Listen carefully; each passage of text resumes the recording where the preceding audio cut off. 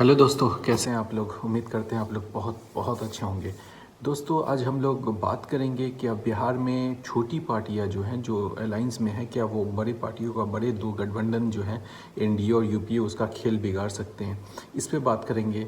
दूसरी बात करें, तेजस्वी की पॉपुलैरिटी जो बढ़ रही है उसके बारे में ज़रूर बात करेंगे। क्या वो तेजस्वी को चीफ मिनिस्टर बना पाएगा। जो जितनी भीड़ इकट्ठा हो रही है तेजस्वी की रैली में, क्या वो चीफ मिनिस्टर बना पाएगा। ये सारी चीज़ें, बीजेपी का जो मैनिफेस्टो अभी जो ये संकल्प पत्र जो आया है उस पर क्या है, वो सारी चीज़ों पे हम बात करेंगे। आपको अपनी इस वीडियो में बताएंगे। अगर आपने हमारा चैनल सब्सक्राइब नहीं किया तो प्लीज़ सब्सक्राइब कर लीजिए। अच्छा लगे तो ज़रूर लाइक कर दीजिएगा और अपने दोस्तों से शेयर करिए। पहले हम आपको बताते हैं क्या छोटी पार्टियां जो है, जो छोटी अलायंस जो बनी है, जैसे एमआईएम का अलायंस है, उपेंद्र कुशवाहा की पार्टी से 6 पार्टियां मिलकर के वो एक अलायंस उन्होंने बनाया। उधर पप्पू यादव का चंद्रशेखर के साथ अलायंस है। सो ये सारी चीज़ें क्या बड़ी पार्टियों जैसे एनडीए या यूपीए का खेल बिगाड़ सकती है।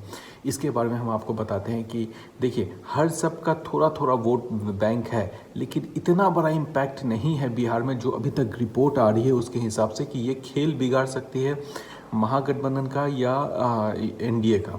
इतना बड़ा इम्पैक्ट नहीं पड़ रहा है। हाँ, सीमांचल के कुछ सीटों पे ज़रूर एमआईएम का पकड़ है, लेकिन क्या उतना मिल रहा है सीट जो खेल बिगाड़ दे, या फिर क्या ये कह सकते हैं कि वो की मेकर हो सकते हैं। मुझे ऐसा नहीं लगता और ग्राउंड पे भी ऐसा नहीं दिख रहा है।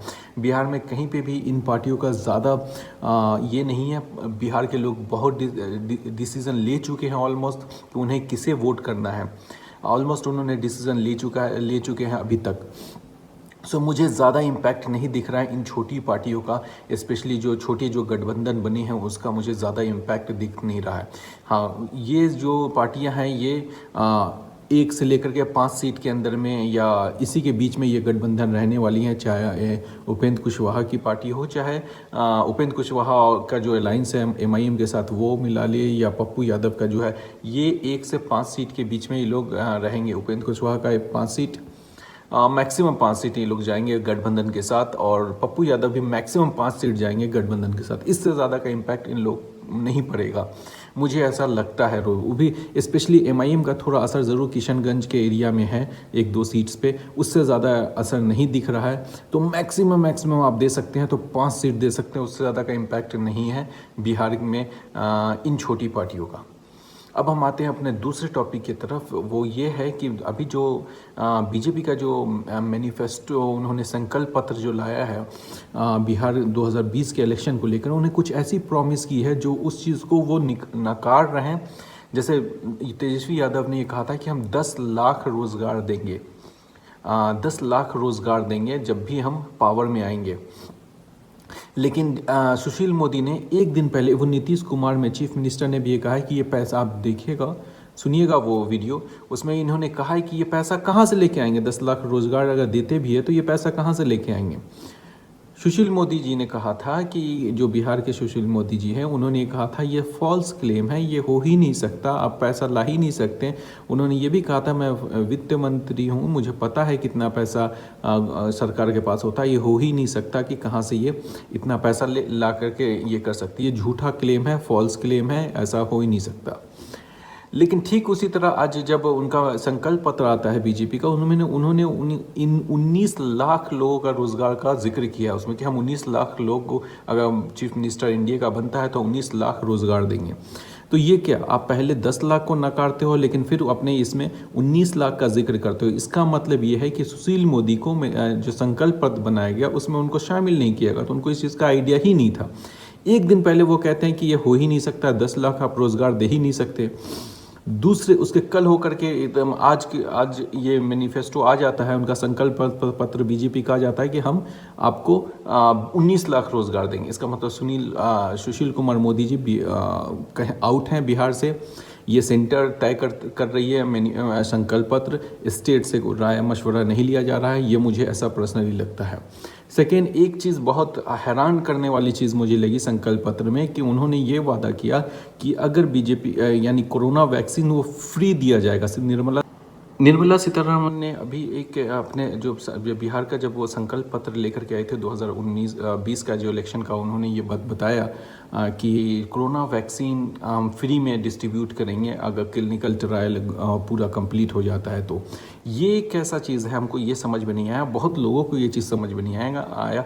आप गवर्नमेंट में हो, आप सेंटर में हो, जो हमारी फिनांस मिनिस्टर हैं निर्मला सीतारमण, उन्होंने ये कहा कि हम फ्री में ये कोरोना वैक्सीन आपको डिस्ट्रीब्यूट करेंगे बिहार में, गवर्नमेंट बनती है। तो ये कैसा है, हमको समझ में नहीं आया। आप कोरोना का डर दिखा के वैक्सीन के नाम पे वोट मांग रहे हो, ये चीज़ अनएक्सेप्टेबल है, ये चीज़ होना नहीं चाहिए।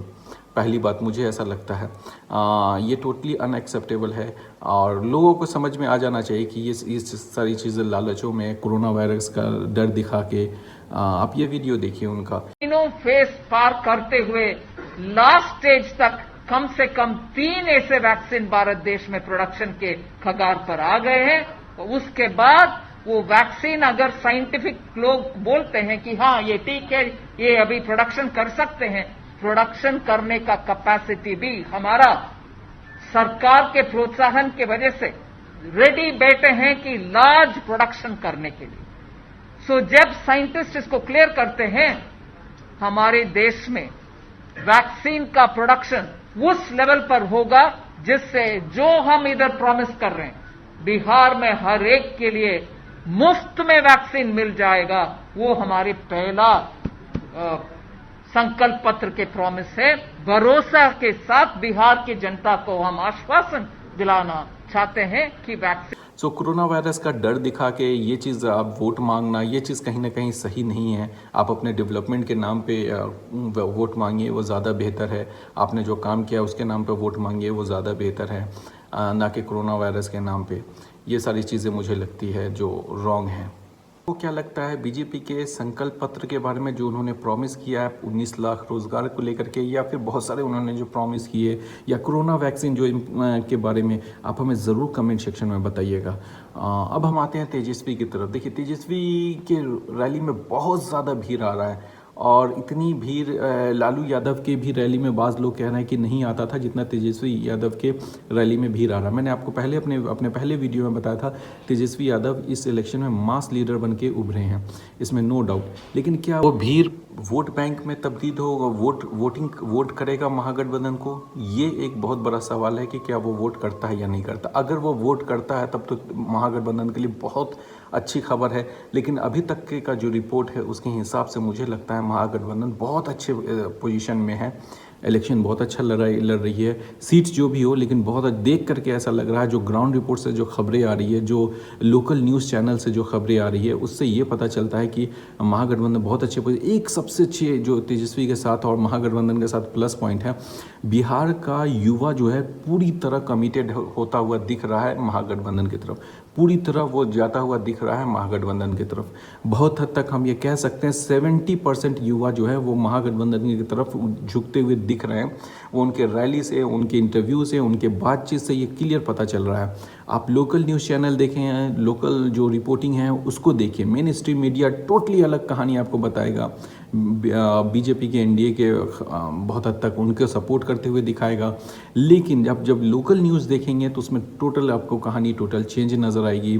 जो रैली में आप जो रैली की जो कवरिंग करते हैं, जो रैली को जो रिपोर्ट करते हैं, उनका आप सुनिएगा, या वो जो दूसरे से पूछ करके जो रैली में आए लोगों से पूछते हैं तो पर्सपेक्टिव टोटली चेंज लगता है।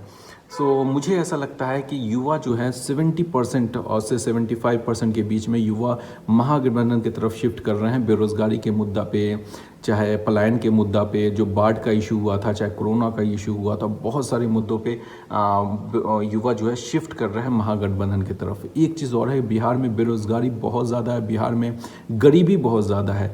पढ़े लिखे लोग गरीबी में जी रहे हैं और पलायन करने पे मजबूर है। पलायन करने पे भी उनको अब रोज़गार नहीं मिल रहा। रेलवे, बिहार के लोग बहुत ज़्यादा गवर्नमेंट सर्विस के लिए ट्राई करते हैं, एग्ज़ाम देते हैं, लेकिन बहुत सारे में प्राइवेटाइजेशन होने की वजह से, इस वजह से भी बहुत लोग खफा है, युवा खास करके। और यही कारण है कहीं ना कहीं वो एनडीए, बीजेपी और नीतीश कुमार से हट करके वो महागठबंधन की तरफ शिफ्ट कर रहे हैं। ये चीज़ एक था छोटा सा एनालिसिस। मैं नेक्स्ट वीडियो में आपको फिर बताऊंगा कि फ्लोटिंग वोटर्स जो होते हैं, जो युवा जो फ्लोटिंग वोटर माने जाते हैं, देखिए हर पार्टी का अपना अपना वोट बैंक है, लेकिन कुछ फ्लोटिंग वोटर्स होते हैं जो नंबर ऑफ जो डिसाइडिव होते हैं, जो डिसाइड करते हैं कौन सी गवर्नमेंट बनेगी, कौन सी नई गवर्नमेंट बनेगी, उसके बारे में हम आपको बताएंगे वो किधर देख रहे हैं और क्या सोच रहे हैं। हम अपने नेक्स्ट वीडियो में, अगर आपने हमारा चैनल सब्सक्राइब नहीं किया तो प्लीज़ सब्सक्राइब कर लीजिए, अच्छा लगे तो लाइक कर दीजिएगा। कोई भी कमेंट हो तो ज़रूर आप हमें कमेंट करिएगा, बताइएगा कि आपकी कॉन्स्टिट्यूंसी में कौन जीत रहा है। सारा चीज़ इन्फॉर्मेशन हम आपको अपने नेक्स्ट वीडियो में देंगे। अपना ख्याल रखिए, ध्यान रखिए। Thank you.